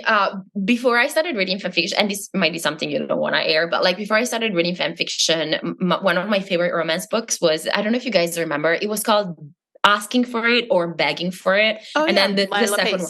Lila Pace. I talk about that book all the time. Okay, so it's one of my favorite books ever. And I later found out that she is a fanfiction writer. And her fanfiction name is Yahtzee, which you will know because you must have read her MM book. Lila Pace? Yeah. Yes. Her MM book was a Cherry fanfiction. That's how I found out who she was, because I was reading her Cherry fanfiction. I was like, wait, what? I read this book. It was amazing. Interesting. I had no idea. Because that book's been around for a minute. Yeah, I mean, and she sort of disappeared. She stopped writing as Lila Pace. Well, she was Cindy Huang was her editor, and when I was at dinner with Cindy, I don't know how, did you but ask her about Lisa Valdez too. I don't know. Wait, is Cindy Lisa Valdez's editor? Well, she's a Berkeley author. Allie Hazelwood, okay. You had one job. Okay, I'm literally emailing her right now. Like I'm gonna email her. But I was at dinner with this thing, and I was telling Cindy, I don't know, because I was telling that I would love to write a BDSM book, and I was telling her that asking for it. It's not really a BDSM book, but it's one of my favorite books. And she was like, I edited that book, and I was like, what the fuck? And I was shocked, and I was like, because she had like 5 siblings that were all supposed to have stories. They were set up in that book. no one can change my mind. I was like, sure. I'm it's supposed to be a much longer she series. knows how to write romance. She's clearly a romance reader. My heart is. I knew exactly. The other characters. Allie, I need you to email Jen, and I need you to email Cindy Huang immediately about Lisa Valdez. Yes. I didn't know she was about to leave us. I don't want you going to bed or anything. First, you want to email. I'm trying to figure out. I'm trying to figure out if I have her phone number. Can I just text her? Oh my god, guys! I'm sure she'd be fine with you texting her about Lisa Valdez. Sure, that's normal. She'd be like, Sarah McLean asked you that. I know it. How weird would it be to put Lisa Valdez on the subject line? Should I ease her into it? Just be like, I just was thinking. Listen, amazing. Okay. Adriana and Allie, this has been the best university I have attended. Excuse me. It's called Omegaversity. Omegaversity. The only word I will ever accept. I mean, good luck. Good luck to Eric with this unhinged, fucking insane thing that we just did. Thank you, Eric, for your service. He's gonna love it. Hey, he that was a lot of semen. Yeah, just the Jessica Kane special, which was like 800 people. Well, as I was leaving, I was coming upstairs. I was like, I got to go record New Year's Eve, and he was like, "Oh, it's New Year's Eve," and I was like, "Yeah." He was like, "Well, good luck talking about whatever the fuck you're gonna talk about." He knew. So here we are. He knew. I don't think he's ready for ass babies, but I mean, I'm not. I'm certainly not. I feel like there's a lot of focus on the ass babies. I've never actually read any of them when there's a pregnant Omega, because I don't like reading books with pregnancy. One Sherlock fic in which he was, Oh yeah. Sherlock was pregnant after a heat, and it was a whole problem. Sherlock was pregnant. So Watson was the alpha? Yeah. I love whole Sherlock Omegaverse fics. They are great. Is it like Lucy Liu Sherlock and no Benedict Cumberbatch. No, Benedict Cumberbatch. Sorry, I don't watch that one. With Martin Freeman as the alpha. It's interesting. See, I thought I understood the whole alpha omega thing, but then in that one, I would have flipped it.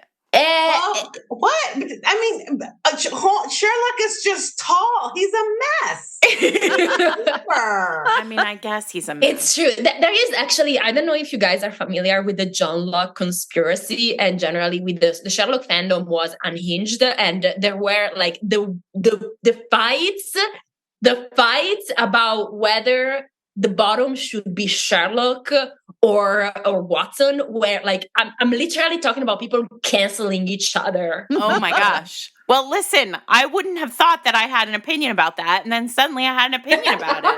So welcome. I don't know. Well, look, Lucy Liu definitely could have topped whoever that. Yes, Lucy Liu is the top. So she alpha, omega, beta. I had no problem because I was like, of course. I'm sure it's out there. There's a Lucy Liu, there's a Sherlock. There's Sherlock. That show, there's also and I'm not even going to get into Buffy. Okay, we get. Oh my God, Buffy! That would be that's another episode. I'm sure. Listen, everyone, it is New Year's Eve, and we're so glad that you spent it with us. We hope this episode starts off 2023 with a big bang for you. It sure did for us. A big bang, a bucket of semen, whatever. Very big. Our guests today are the absolutely incomparable Allie Hazelwood and possibly our favorite person in the world, Adriana Herrera. And we are so, so grateful to you both for being here and for spending your time with us. You all know how much we love The Love Hypothesis. Read Love on the Brain. Adriana's book, A Caribbean Heiress in Paris, was on our Best of the Year list. But On the Hustle was right there. My personal favorite on The Hustle. Lots of butt. Not butt stuff, but lots of butt appreciation. This a lot of appreciation and butt stuff. Don't butt appreciation, buck. It really was. Happy New Year. 2023. Happy New Year.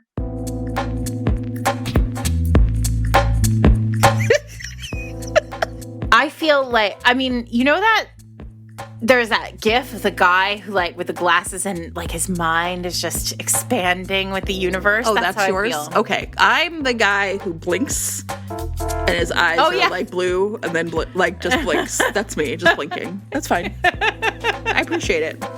This was amazing. Oh, amazing. And, I had such a great time learning all sorts of things. Yes. All sorts of things. I think I'm going to like it. And, I feel like one of the things I really appreciate, and I know that there are, like, people like this who can be new to romance, right? Like, it's so overwhelming, right? It's this vast ocean of stuff. Mm-hmm. And so one of the things I really appreciate is that both Allie and Adriana have shared, like, some recommendations of where you should start. And I think that is, like, the best way to go, because as anybody who's ever foolishly, perhaps like myself, tried to wander into AO3 just, like, unaccompanied. Okay, I don't know if I've ever told this story in the podcast before, but this is a funny story. When I was pregnant, I went into, like, a baby store for the first time, and I had never been into a baby store before. A regular baby store. Yeah, like, just baby store. No. True. Okay. And I don't remember, like, this baby superstore, whatever the fuck it was. I have no idea, right? And Sarah, I vividly remember I walked in and I looked around and I walked out. Mm-hmm. Like, Too much. No, thank you. It was like I needed, like, a little exposure therapy first. And then I had to go back with a friend who actually knew shit about babies. I was like, you're gonna need diapers. Let's start here. Like, you can ignore all this shit, but this shit's important. I mean, I had no idea what was going on. Mm-hmm. And I feel a little way that's how AO3 makes me feel, if I'm being honest. It is a very large pool. Yeah. Here's what I will say. I'm extraordinarily grateful to AO3 for delivering us some of our very favorite writers. Absolutely. And I will fight anybody who says Fic is not delivering some of our very favorite writers these days. 100%. Because it's awesome. This was remarkable. I can't imagine having learned from two more fun people.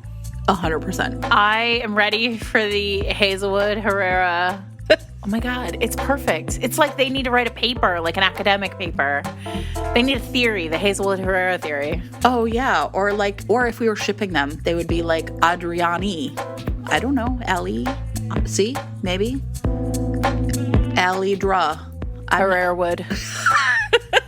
Hazelra. Hazelra actually does sound amazing. All right, so we shipped them together. We gave them some names. That's what Allie and Adriana have filled our text thread with suggestions for Omegaverse fic. We will try and sort them in a way that goes from, I don't know, shallow to deep end. That's a metaphor we use often. Let us know if you're out there and you're Omegaverse readers and you were talking back to the episode this whole time and you had thoughts or you have recommendations, hit us up. Yeah. We are on Twitter at Fated Mates. We are on Instagram at Fated Mates Pod. We're on Tumblr at Fated Mates. And also you can always reply to us on the podcast, the blog comments. You can leave us a comment at our website, fatedmates.net. Yes. Yeah, or that works too. We have big news. We have new things coming in the new year. We're not going to get into them tonight, but because we're all at capacity, everybody. So, but we're super excited. Things are afoot, and we can't wait for 2023 with all of you. I'm Sarah McLean. I'm here with my friend Jen Prokop. This is Fated Mates. Happy New Year, everyone. Stick around, everybody. Right now, you can listen to an audio excerpt of Piper Rain's newest. You had your chance, Lee Burrows. Happy New Year. We will see you all soon. And, stay up all night reading Omegaverse. You deserve nice things. Chapter 1. Lee. Beep. I honk my horn and shine my brights at the car in front of me, but instead the windshield wipers run back and forth on the windshield. Shit. I scour the steering wheel of my new Denali for the damn brights, but the car in front of me moves to the right-hand lane just as I figure out how to stop the wipers. Thank God for tinted windows, because if a fan saw me being a prick on the US 101 towards Santa Clara, they'd tweet, post, and share it with the world. And then I'd be cast as an asshole in the gossip blogs. But I cannot be late on the first day of training camp, especially during a contract year. My phone rings through my Bluetooth, so I glance at the screen. Joran, my agent, surely has a checklist of players he needs to talk to this morning, since calling the first morning of training camp is a yearly ritual for him. In truth, the guy is a pain in the ass, but he gets shit done with a line of zeros on my contracts, so I can't complain. I hit the accept button on my steering wheel. Hey, Joran. How's my favorite Canadian football player?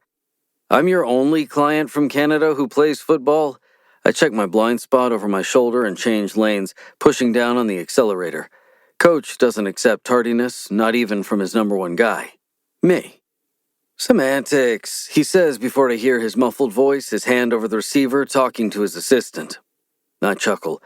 At least he owns his shit lines. There's no way Joran enjoys his life. I could see him stopping mid-orgasm with a panting woman under him to take a call. That's also what makes him the best in the business. Wanted to check in and see how you're feeling about today. Same as every year. Got some nerves, but nothing I can't stifle. I veer into the right lane to pass another guy who thinks he should be in the left lane. Attaboy. The better you do this season, the bigger the contract. It's unlike Joran to say something so obvious. Usually he's balls to the wall telling you how great you are and nerves are for the weak. He's not wrong, though. My fingers tighten on the steering wheel. My contract with the San Francisco Kingsmen ends after this season, so I can't afford any injuries. If the choice is mine, I want to remain with the Kingsmen.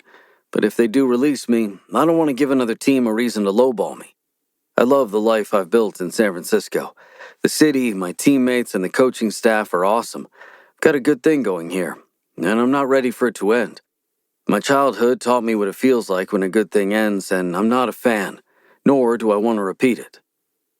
Yeah, I know, Joran. Don't worry, I've worked extra hard this off-season. I'm primed and ready and focused. I'm eager to get off the phone and listen to my music that will pump me up. Glad to hear it. All right, well, just wanted to wish you luck. We'll touch base later this week to see how things are developing. Sounds good. I hit end call, beating Joran because he never says goodbye. On to the next paycheck for him. The sign for my exit comes up and I pull off the interstate toward the performance facility situated right next to the Kingsmen Stadium.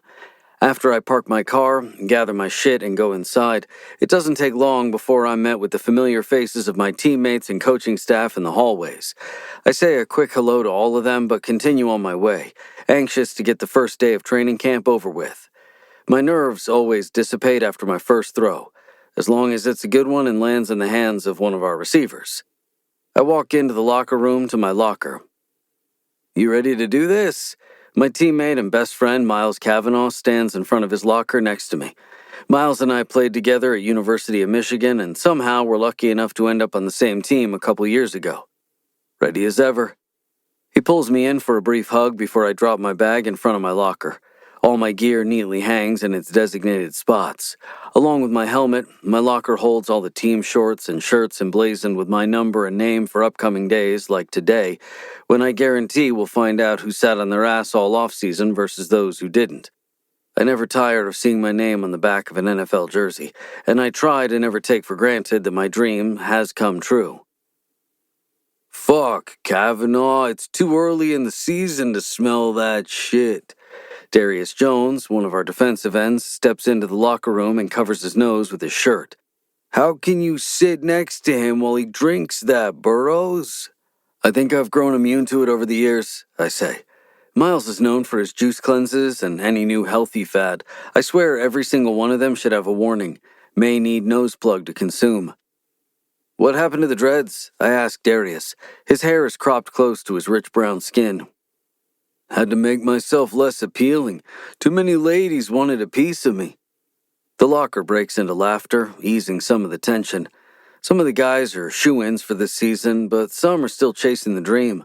Unfortunately, by the end of training camp, the roughly 90 players in this locker room will be cut to 53. I gotta take a piss. I'll catch you at the meeting, Miles says and leaves. I chit-chat with a few guys as I change into Kingsman athletic gear. Now things get real. When it's time, I walk into the auditorium and sit next to Miles. "We're going to have a good season. I can feel it," he says, rubbing his hands together. I whip my head in his direction. "Jesus Christ, Miles, you're tempting fate." His forehead wrinkles. "I don't believe in that bullshit. Everyone knows that's the kiss of death." He shakes his head at me. "You honestly don't think we can do this?" I'm superstitious, while Miles is the only player I've ever met who has never reworn socks, stopped shaving, or had some routine at every game for fear of losing a winning streak. I didn't say that, but it's not something you say like it's a sure thing. "We have everything we need. Hell, Brady Banks at receiver and you at quarterback?" He puts his hands in the air. "Dream team."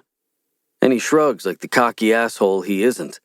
"You've got me at safety on defensive, pick sixes all day long."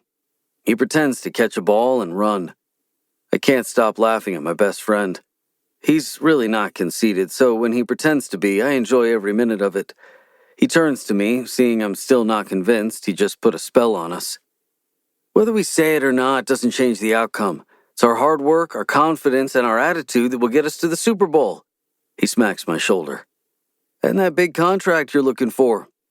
I shake my head, not wanting to think about my contract at this moment, even if it looms above me like a dark cloud. Thankfully, Coach Baker walks through the side door, the rest of the coaching staff following him like little baby ducks crossing a road. "What is this, kindergarten? Quiet the fuck down." His booming voice grabs everyone's attention and it turns dead silent. He smiles, happy he still has the authority to get us to do anything he wants. "Welcome." The room laughs.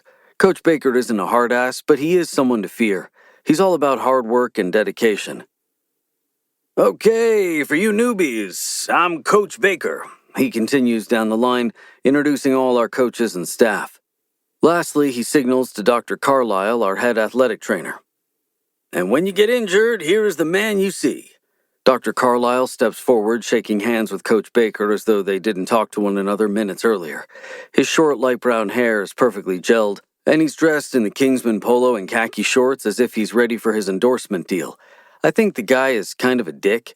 He thinks he's a celebrity, bragging about his Instagram following, but he's kept me healthy all these years, so who am I to judge? "Thanks," he turns to us in the stands. "I'm Dr. Carlisle, head athletic director.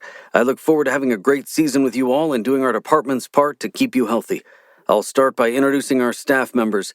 For you veterans, we only have one new addition this year."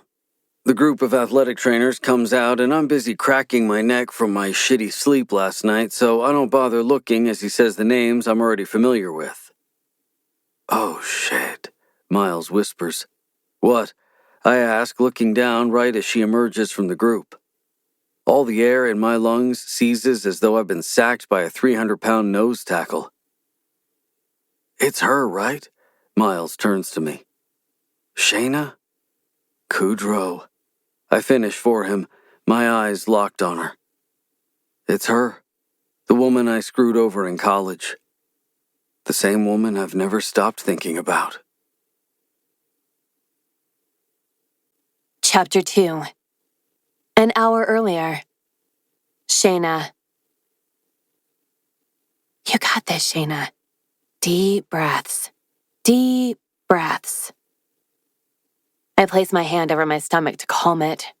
I swear acrobats are inside, practicing their tumbling act. The first day of any new job is nerve-wracking. The first day of a new job in a new city, even more so. But the first day working alongside the man who broke your heart brings on a whole new anxiety level. Especially when the man is the star quarterback and captain of the team. I've spent 8 years avoiding the fact Lee Burrows even exists. If his picture came on the TV, I'd change the channel. If I found myself in a sports store, I'd avoid the football section. And if I'd scroll past his picture with some beautiful woman on a social media gossip site, I'd click off the page. I definitely didn't stop and zoom in to see what kind of woman caught his eye these days. Spoiler, they were all the complete opposite of me. Okay, my willpower waned a few times, but I quickly realized how miserable seeing him with someone else made me, and how it forced me to question all the self-confidence I'd rebuilt since college. So yeah, I recently stopped, but the important thing is, I'm on the road to recovery. But it doesn't mean I don't think about him all the time. The plus side is I no longer think of him through the haze of a girl infatuated with a boy she thinks she can never have. Now, I think of him with narrowed eyes because I realize what a snake he really is. His affable, good old boy charm is a front for a lying, manipulative, self-serving asshole. And with that reminder, I wrap my hand around the door handle to the San Francisco Kingsmen's training facility and walk inside, ready to face him. I've been to the training facility for my interviews, as well as last week to familiarize myself with the space, so I head straight down to the head physician's office to say I'm here. I did my introductory interview with Dr. Frampton, who I really like, since Dr. Carlisle was traveling at the time the position was announced, but I did my final interview with Dr. Carlisle. He's intimidating, to be sure. He has strong feelings and isn't afraid to express them, even if it might come across as belittling or rude sometimes. Still, he's the head of one of the best medical teams in the NFL, and neither he nor that jerk Lee Burrows was going to prevent me from accepting my dream position. When I got a job with a professional team after loving football all my life, I could have pinched myself. After all, a quarterback's career is relatively short-lived, whereas I can spend my entire career with the Kingsmen. So putting up with Lee until he retires in a few years is an acceptable trade-off for the chance to do what I've always wanted. Besides, Lee already screwed me over once. Like hell, I'll let him do it again by turning down this job because it might be awkward between us. I'm no longer the shy, mousy girl he knew in college. I've worked hard to develop the self-confidence I always had before he entered my life. I arrive outside Dr. Frampton's office and knock on the door jamb since the door is open. He glances up from the paper in his hand and takes off his reading glasses. Good morning, Shayna. Ready for today? I smile and step inside. Good morning. A little nervous, truth be told. He nods and offers me a nice, understanding smile. First day with the athletes, I get it. But just remember, we wouldn't have hired you if we didn't think you could handle the level of testosterone within these walls. I chuckle. Fair enough. He stands from his desk. I was just about to head down to see if Dr. Carlisle is ready to head out to the field with the players. Coach Baker always starts training camp with an info session for all the new players, part of which is introducing staff to everyone. I nod because talking right now isn't an option. The words players and introduction are lodged in my brain. My first run-in with Lee will be standing before him where he can examine me for as long as he wants, and I'll have to ignore the fact his eyes are even on me. Oh, please, Shayna. You're probably long forgotten in his head. He grabs a tablet off his desk and walks around it to stand in front of me. I can see you're nervous, but don't be. These may be the guys you've been watching on TV for years, but at the end of the day, they're people just like you and me. And they need us. He winks. Okay. I nod again, suppressing a cringe. Dr. Frampton doesn't know my history with our top player. Great. My reluctance at coming face-to-face with Lee again has made one of my bosses think I'm all starry-eyed at the prospect of being around professional athletes. Professional athletes that it's my job to put my hands on to make them feel better. I could strangle Lee all over again. Don't get me wrong. I've long been a bit of a football nut, and it'll be strange to be working with athletes I've cheered on from my couch for years. But that's not what has me so nervous. With any luck, Lee won't recognize me, or will have forgotten me entirely. As much as that would piss me off, it would make my life a heck of a lot easier. I follow Dr. Frampton out of his office. We have a quick meeting with the rest of the medical team, most of whom I've already met, before heading to the big meeting room where all the players and coaching staff are. My breakfast bubbles up in my stomach, and I paste on an air of confidence. I'm more than capable of doing this job, and doing it great. But there's always the question of what my new coworkers, and my bosses, will think when they see me in action.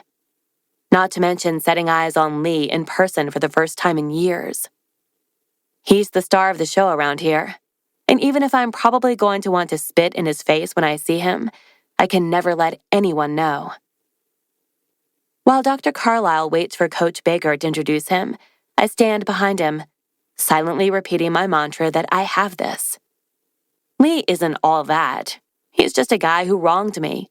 No one special. But when Dr. Carlisle says my name, I step out from behind him, smiling and giving a small wave to the players, quickly scanning the room for one man in particular. He's right in the middle, as anyone of his caliber would be. My breath catches. Lee Burrows. The man who made me feel both the highest and lowest I ever have in my life. Of course, I know what he looks like these days.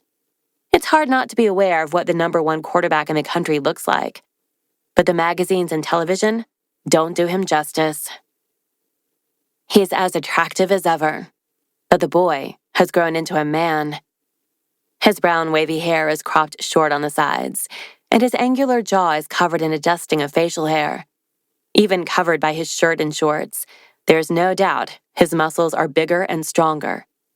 The fact that he's still as hot as ever is an annoying truth I'll have to deal with. But it's his look of shock that gives me satisfaction. His mouth hangs open, and he blinks his hazel eyes a few times, as if he's a genie who can clear me from his vision. Dr. Carlisle carries on, talking about how each of the players will be meeting with the medical staff to undergo an assessment over the next couple of days. But Lee's gaze doesn't stray from me. It's like a spider crawling over my skin. Okay, maybe not a spider. Maybe more like a single finger dragging slowly over my heated skin. But big whoop, it's still annoying. My willpower betrays me, and I glance his way a couple of times. That's when I spot him looking beside him at Miles. Clearly, those two are still thick as thieves. Miles catches me looking and slowly nods with a wry smile. I shift in place since they're both looking at me, and I listen intently to Coach Baker as he gives the guys a rundown of the morning's plans. He lists off a few players who need to come with the medical staff for their workups, and I'm finally able to escape Lee's intrusive gaze. As soon as I step out of his view, I rest my back on a wall and inhale deeply. Of all the shit I've gone through in my life, that might have been the worst. Okay, that didn't go so badly, right? I only have to do that however more 1,000 times until he ultimately retires. And if luck is on my side, the Kingsman won't renew his contract for next year. Easy peasy. Chapter 3. Lee. I blink and blink again and look around. Sure as shit, it's not a dream. Shayna is walking out of the room. Of all the things I expected to deal with this week, coming face to face with my biggest regret was not one of them. Seeing her again pulls all that self-esteem out of me and throws it in a garbage disposal because she's a reminder of the slimeball I was with her. She looks different than she did in college. No glasses, shorter hair that's lighter with a hint of darker roots showing, but she's just as beautiful. And even though she didn't utter a word, she must be just as smart. Otherwise, she wouldn't have ended up working for the Kingsman. Dr. Carlisle and Dr. Frampton are notoriously rigorous in their hiring of new staff. Did you know she was working for the team now? Miles interrupts my thoughts. I shake my head. Of course not. What, you think she called me to use me as a reference? Miles holds up his hands. It's odd to just show up. She must have known she'd see you. What do you mean? I look away from the direction Shayna went and over at my best friend. He gives me a look like I'm an idiot. Even people who don't follow football know you play for the Kingsman. She would have too when she applied for and accepted the job. A small smile tips the corners of my lips because she does follow football. Maybe she's ready to forgive me. Miles shrugs and stands, clamping me on the shoulder. Wouldn't assume that either. I'm busy thinking, and he clears his throat, not walking down the stairs. Listen, man, you can't let her get in your head. My eyebrows crinkle. What? Never. But I already feel my head spinning, unsure how to handle this. You say that, but you're forgetting I was your roommate. I saw how the breakup affected you. I shrug his hand off my shoulder and stand. Thanks, Dad. He follows me. I'm serious, Lee. Don't let her mess up your mental game. It's just as important as the physical one. We walk down the stairs to exit the auditorium. I hold up my hand to get him to stop talking. Whatever would I do without you, oh wise one? Probably play for the Canadian Football League. I shake my head. It's a running joke between us, but Miles knows as well as I do that most of the guys in my home country could play in the NFL. There's just not enough spots for everyone, which is why I work my ass off every day to guarantee I'm a part of the league. In the hallway, I chat with some of the coaching staff about my workouts during the off-season, how I've kept in shape and my diet. Then I'm sent to the medical offices to undergo my physical assessment. A small part of me is excited at the prospect of seeing Shayna day in and day out. She's crossed my mind almost daily over the years, and not just because she's the one person I treated the worst in my entire life. Back in college, I got a taste of what we could be together, and if I hadn't fucked up, she could be the one I'm going home to tonight instead of an empty condo. I hope I'm right about her taking a position with the team, meaning that she's ready to forgive me and move on. I tried to get her back in college, but after she brushed me off numerous times, ignored me completely, and got angry at me for continuing to approach her, I gave up and stayed away from her for the rest of my time in Michigan. Sure, I was painfully aware we still shared the same campus because I'd spot her off in the distance sometimes, or pass her in the hall or on a pathway through campus, but she'd always look away or sharply turn at the last minute. Each time it happened, I'd lose all focus, and it took every ounce of willpower to not chase after her. But here, she has to work with me. It's time to make amends. Miles is right when he says I can't let her fuck with my head. I have a contract renewal coming up at the end of the season, and with our roster, there's a real possibility we could make it deep into the playoffs this year, if not the Super Bowl. I need to put this thing with Shayna to rest sooner than later because it'll hang over my head like a thunderstorm until it's resolved. I walk into the trainer's room and immediately inspect each athlete and trainer for Shayna. She's off in the corner working with Brady Banks, our new wide receiver we picked up during the offseason. She's straddling his leg to assess his knee, and my fists squeeze together, desperate to unleash my sudden anger. Brady Banks has a reputation in this league. Professionally, the guy is the best there is, which is why he went free agent this year and had multiple teams vying for him. It's his private life reputation that's making jealousy turn my stomach as if he and Shayna are both naked. Coach told me to report to Dr. Frampton, but instead my feet moved to Banks and Shayna. I tell myself it's because I've been wanting to get to know Brady, and what better opportunity than now to invite him out with me this weekend. I mean, he's the guy I'll be throwing to most of the season, so we should get off on the right foot and all. Hey, Brady, I put out my hand. Wanted to come by and say hi. Shayna's body stiffens and her bluish-green eyes meet mine for the briefest second. He puts out his hand and we shake. Hey, man, good to meet you. How are you liking San Fran so far? I cross my arms and widen my stance, willing Shayna to chime in. He slyly grins. These are my old stomping grounds. I grew up here. Well, I guess that's why the Kingsmen won you. What am I, a stuffed animal in a crane game? You were about that hard to win. We both laugh. I hate those fuckers. I never win. I glance at Shayna, who's stepped away from his legs. Finally, fuck. You sure you're not going to miss the Wisconsin Winners? I ask. He chuckles. Not even a little. Shayna pretends she doesn't hear us. Brady must notice me staring because he gestures toward her. Have you met Shayna yet? We were just bonding over being the newbies on the team, and the fact she's from Wisconsin. The fans are probably burning my jersey back there. They're loyal, if nothing else, I say. She smiles. At him. Of course she does. My jaw ticks. Hi, Shayna, I say. She draws in a deep breath and turns her head in my direction. Nice to meet you. She nods. The cold and clinical nature of her hello freezes my insides. She's clearly not here to put anything behind us. So that's how she wants to play it? Pretend we don't know each other? Pretend I haven't been balls deep inside her while she screams my name when she comes? All right, I'll play along. For now, that is. Same. I hope everyone's been nice. Her eyes narrow an infinitesimal amount, but I notice. She's trying to act unaffected by my presence. Everyone's been very nice, yes. I nod. Good to hear. Looking back in Brady's direction, I say, I came over to see if you want to go out on Saturday night. Nothing crazy, just thought we should get to know each other better before the season. But let me make the arrangements. I know you've lived here a while, but I have some killer hookups in the city. I'll work my magic and get back to you. Great. Do your thing.